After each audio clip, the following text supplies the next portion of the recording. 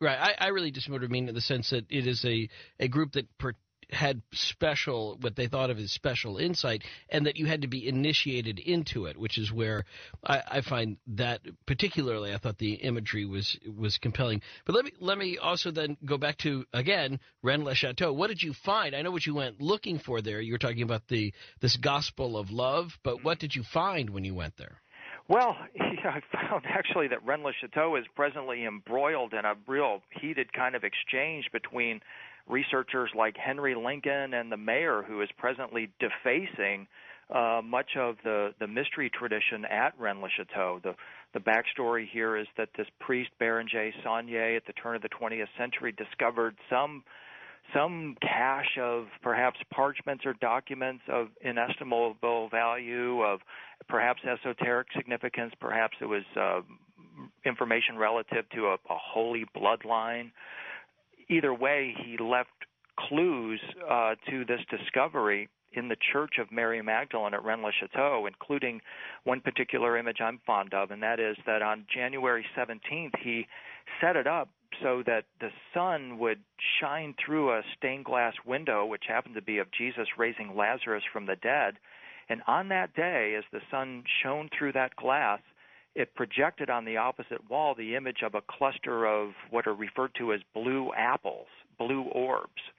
The mayor has decided that that's not appropriate, so he's actually covered up that window, and that phenomena no longer happens at Rennes-le-Château.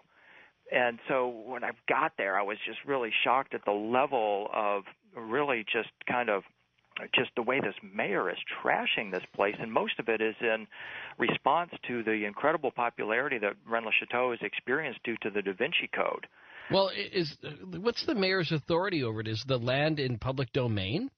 The mayors in France have almost virtually a dictatorial power over their towns and villages. He can do just about anything he wants. So it's an elected position, but once in office, he can do just about anything he wants. Yeah, but who owns Rennes-le-Château?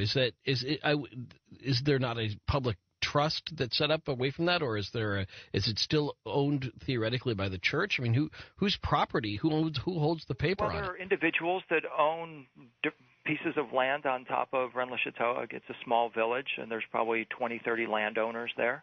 I would think some of them would have a right to say whether the mayor could put up could block a window like that. Apparently not. And so what's happening now is that Henry Lincoln, who of course wrote the book Holy Blood, Holy Grail, and several other authors are pushing back, trying to preserve the legacy of Rennes-le-Château because they do consider it such a hotbed of this imagery and symbolism.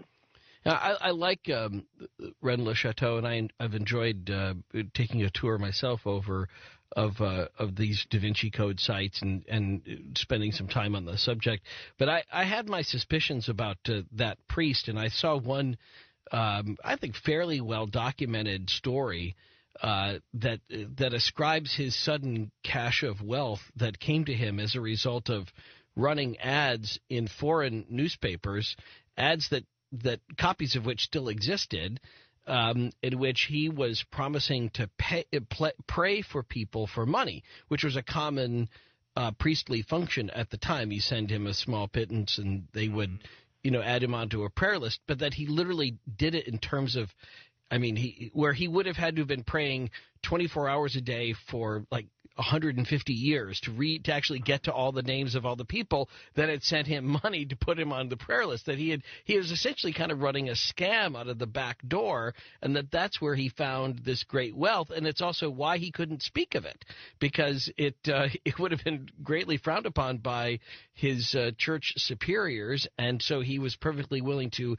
allow that money mystery to remain that way for fear of being exposed. Where are you with that? Any thought on that? There's so many theories about that, and I prefer to spend my time just looking at what are the clues that he actually left. That's what and I think that is different. I think that he could easily have taken the money that he got from this other thing and used it on the Church of Magdalene without a doubt. Mm-hmm. I think that seems like a very reasonable scenario. He had all this money; he had to do something with it. Right, exactly. And so here he is going about leaving these bizarre clues in this church to hint that there's some kind of a mystery here. I mean, There's some of the latest thinking is that he was paid off by the Habsburg dynasty, that in fact he had found some kind of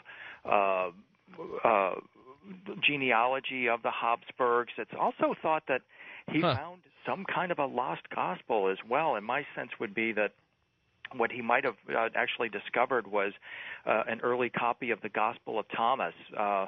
And what they cite as evidence that it was the Habsburgs is that Otto von Habsburg is presently fast-tracked for sainthood by the Catholic Church, and I can't think of anything that Otto von Habsburg did that would warrant him becoming a saint.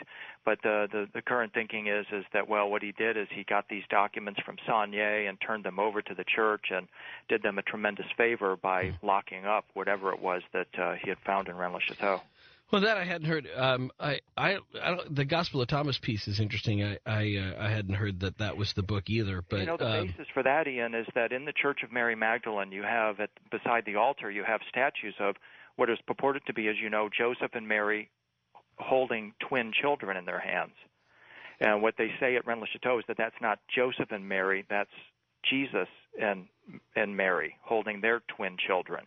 And of course, the twin idea is all wrapped up in the Gospel of Thomas idea, with the notion that Thomas was Jesus' twin brother. And, of course, the church despises it. There's no virgin birth. There's no crucifixion in it. And so those are the first two strikes. But the third strike is the first line of the Gospel says that if you can interpret these lines, you'll live forever. Right. So no chemical gospel. Yeah, but there's also no narrative at all in the Gospel of Thomas. So it's not that it lacks it's not like there's any gaps in the story. There's no story. It's just a collection of quotes. Exactly. And I dig the Gospel of Thomas in a big way, and I'm friendly with one of the leading scholars on it.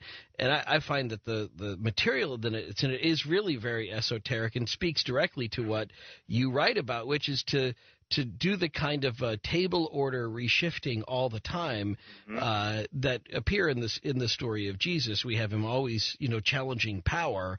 And so, I mean, I think that's what the Gospel of Thomas keeps doing. It keeps pushing you to keep challenging power in this really intriguing way. So in this work, though, that you've been doing, in this research, did you find anything in the Rennes-le-Château visit which then endorsed some of these beliefs you've been working with as an investigative methodologist about the scientific aspects of belief, or the history that you see there of religion as a way of masking or unlocking these psychic or physical dimensions? I did, Ian, in the form of a person that knew Antonin Gadal, he's called the Cathar Pope. The Cathars were referred to as the pure ones. They lived nearby Rennes-le-Château, and it is they who claimed that they possessed this secret gospel written in symbols. And as a consequence of that, I was put onto a book called On the Path to the Holy Grail by Gadal. And it was very helpful to me because I had already had a partial list of some of what are called, again, the primitive Christian symbols, the early first century A.D. symbols that were collected by these disciples and presumably made their way into France. These symbols included such things as the palm and the crown, traditional symbols, the vine, the tree of life, the dove of the Holy Spirit. But the one thing that I learned in this book that is, again, considered to be one of the major authorities on the Lost Cathar Gospel, the Book of Love, it said that one of the key symbols of this of the Book of Love, what is referred to as the light ship of Isis, and the column of glory, or the channel of light. And this was really important to me because I've been making this Egyptian connection. And when you look at the light ship of Isis in Egyptian iconography, it's portrayed exactly the way modern science portrays a wormhole. And then you have the Cathars coming in and connecting this light ship of Isis with something they called the column of glory, or the channel of light, which is portrayed in Cathar artwork as a tube of light filled with stars that looks, for all the world to me, like a Star Trek transporter beam. And in fact, on my blog on WilliamHenry.net, you can go see this painting by Hieronymus Bosch, a Cathar-inspired painting of this column of glory